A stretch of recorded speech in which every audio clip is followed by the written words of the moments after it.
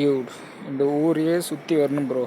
ஒரு நாள் நல்ல பைக்காக வாங்கிட்டு, நல்ல பைக்னால் ரொம்ப பெரிய நல்ல பைக்லாம் இல்லை, அட்லீஸ்ட் ஒரு 125cc பைக் எது வாங்கிட்டு அப்படியே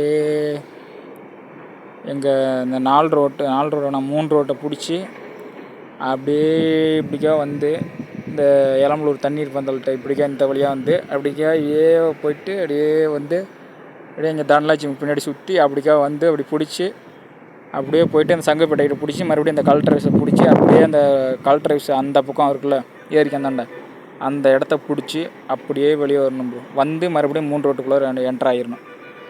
சும்மா வேறு லெவலில் இருக்கும் நைட் டைமில் அந்தமாரி பண்ணால். ஆனால் அதுக்கெல்லாம் கொடுப்பணும் இல்லையே ப்ரோ,